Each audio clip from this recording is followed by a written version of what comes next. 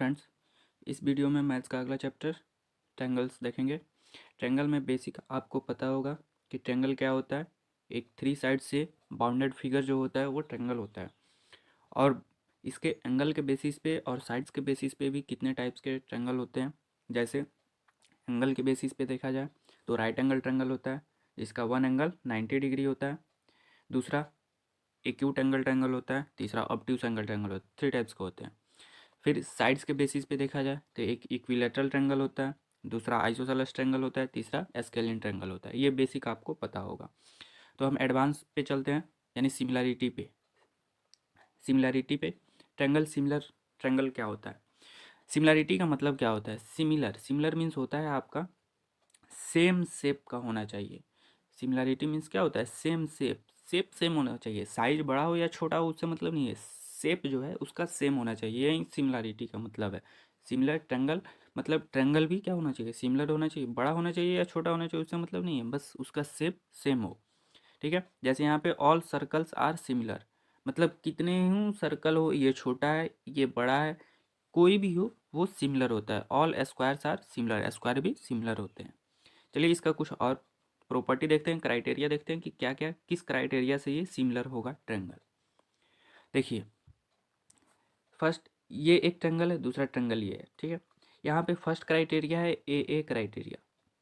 ए का मतलब होता है एंगल एंगल, यानी अगर इस ट्रायंगल में इन दोनों ट्रायंगल में कॉरस्पॉन्डिंग एंगल जो हैं अगर इक्वल आ गए, यानी एंगल ए और एंगल पी इक्वल हो गया, एंगल बी और एंगल क्यू इक्वल हो गया, तो यहाँ पे क्या होगा, ये ट्रायंगल दोनों क्या होंगे, सिमिलर होंगे। कैसे, तो कोई भी दो एंगल सिमिलर हो, कोई भी दो एंगल मतलब कॉरस्पॉन्डिंग एंगल इक्वल है तो तीसरा एंगल भी इक्वल होगा, क्योंकि दोनों ट्रायंगल का सम मतलब एंगल्स का सम, ट्रायंगल के एंगल का सम कितना होता है, 180 डिग्री होता है। उसी से तीसरा एंगल भी सेम होगा, यानी दो एंगल सेम हुआ तो तीसरा एंगल भी सेम होगा, यानी सारे सारे एंगल सेम हो गए। सारे एंगल जब सेम हो गए तो ट्रायंगल बड़ा हो या छोटा हो सब इक्वल हुआ, साइड केवल डिफर कर रहा है तो वहाँ पे ट्रायंगल वो सिमिलर होगा। ठीक है। दूसरा एस क्राइटेरिया, यानी तीनों साइड्स का क्राइटेरिया है यहाँ पे, यानी तीनों साइड्स कॉरस्पॉन्डिंग साइड्स जो हैं आपस में सेम प्रोपोर्शन में हो, यानी कॉरस्पॉन्डिंग साइड्स सेम प्रोपोर्शन में हो तो वहाँ से भी ट्रायंगल सिमिलर होगा। तीसरा क्राइटेरिया है एस, यानी दो साइड्स और उनके बीच का एंगल क्या होना चाहिए, दो साइड्स और उनके बीच का एंगल इक्वल होना चाहिए, यानी दो साइड्स का सेम रेशियो होना चाहिए, प्रोपोर्शन सेम होना चाहिए और एक एंगल इक्वल होना चाहिए उनके बीच वाला एंगल, तो वो ट्रायंगल भी सिमिलर होंगे। ठीक है। तो ये सिमिलरिटी कैसे देखते हैं ये है। दूसरा एरिया थ्योरम में क्या होता है, मतलब आपका दो ट्रायंगल कोई है वो सिमिलर है। ठीक है। सिमिलर ट्रायंगल है तो उनका एरिया का जो रेशियो होगा, दोनों ट्रायंगल का एरिया का जो रेशियो होगा वो साइड्स के रेशियो के स्क्वायर के बराबर होगा। क्या होगा, साइड्स का रेशियो लीजिए और उसका स्क्वायर कर दीजिए, उसके बराबर होगा। ये है एरिया थ्योरम, इसे याद रखिएगा। आगे है आपका पाइथागोरस थ्योरम। पाइथागोरस थ्योरम आप बहुत दिनों से जानते होंगे क्या होता है। इसमें पाइथागोरस थ्योरम में हम राइट एंगल ट्रायंगल का ही बात करते हैं। तो ए बी सी एक राइट एंगल ट्रायंगल है। ठीक है। बी एंगल 90 डिग्री है, उसमें एक ये बी से परपेंडिकुलर डाल दिए ए सी पे, तो यहाँ पे भी एक 90 डिग्री का एंगल बना। तो ये तीन ट्रायंगल जो इसमें बन रहे हैं वो तीनों सिमिलर हैं। कैसे, तो आप ध्यान से देखिएगा, कोई ना कोई क्राइटेरिया यहाँ पे लग रहा है, किसी न किसी क्राइटेरिया से ये तीनों ट्रायंगल सिमिलर हो गए। अब यहाँ पे देखिए बी सी स्क्वायर जो होता है सी डी एंड ए सी, यानी बी सी स्क्वायर जो होता है सी डी एंड ए सी के मल्टीप्लाई के इक्वल होता है, वैसे ही A B square C A and A D के मल्टीप्लाई के इक्वल होगा। और दोनों को जब ऐड करेंगे तो मेरा आएगा ये वाला, और फाइनली मेरा ये पाइथागोरस थ्योरम आता है। इसी से फाइनली पाइथागोरस थ्योरम आता है। कैसे, ए बी स्क्वायर, देखिए A B square plus B C square ये वाला इक्वल्स टू हाइपोटेनस का स्क्वायर, ये वाला आ गया। ठीक है। तो ये पाइथागोरस थ्योरम हुआ। आगे है, अगर ट्रायंगल सिमिलर हो तो, ट्रायंगल सिमिलर दिया है तब क्या करते हैं। देखिए ट्रायंगल सिमिलर दिया हुआ है, मतलब अब इनवर्स जाना है। ट्रायंगल अगर सिमिलर हो तो साइड्स क्या होंगे, कॉरस्पॉन्डिंग साइड्स सेम प्रोपोर्शन में होंगे, और एंगल्स, कॉरस्पॉन्डिंग एंगल्स क्या होंगे, सारे इक्वल होंगे। जैसे वहाँ पे मैंने बताया था कि अगर साइड्स सेम प्रोपोर्शन में हो तो ट्रायंगल कैसे होंगे, सिमिलर होंगे। और जब यहाँ पे ट्रायंगल सिमिलर हो गया तो साइड्स क्या होंगे, सेम प्रोपोर्शन में होंगे, और एंगल भी इक्वल होंगे। ठीक है। अब थेल्स थ्योरम आता है, इसी पे बेस्ट थेल्स थ्योरम आता है, जिसे बेसिक प्रोपोर्शनलिटी थ्योरम भी बोलते हैं। क्या है थेल्स थ्योरम?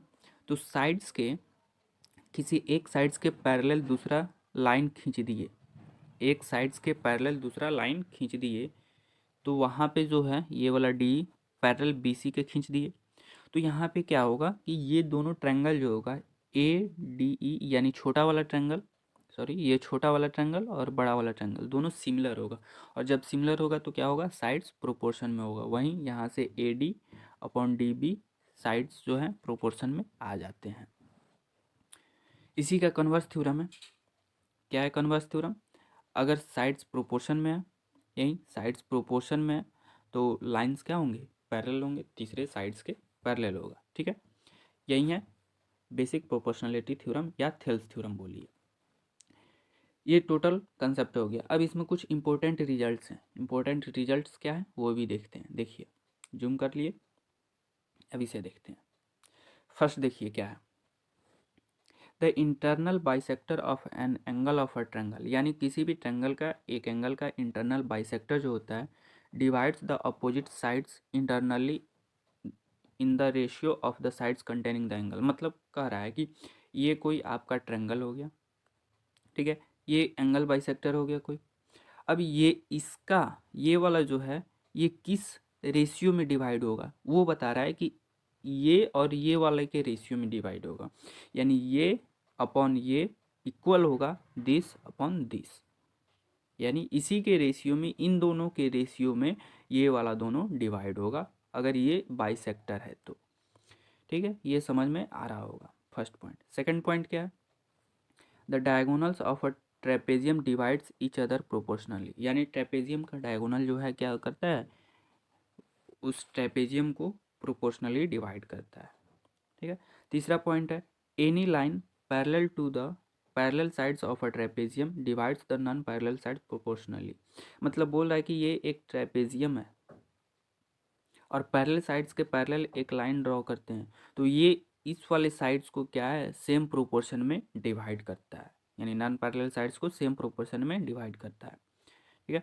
फोर्थ पॉइंट है, इफ थ्री और more parallel lines are intersected by two transversals then the intercepts made by them on transversals are proportional. मतलब बोल रहा है यहाँ पे, आपको बता रहा हूँ, ये कोई तीन पैरेलल लाइंस है, ठीक है। अब इसमें कोई दो ट्रांसवर्सल लाइन है, दो या दो से ज़्यादा है, तो जिस रेशियो में ये और ये होगा ना, जिस रेशियो में ये वाला और ये वाला होगा ना, उसी रेशियो में आपका ये और ये इंटरसेप्ट होगा, यानी जिस रेशियो में ये वाला इंटरसेप्ट होगा उसी रेशियो में ये वाला इंटरसेप्ट होगा।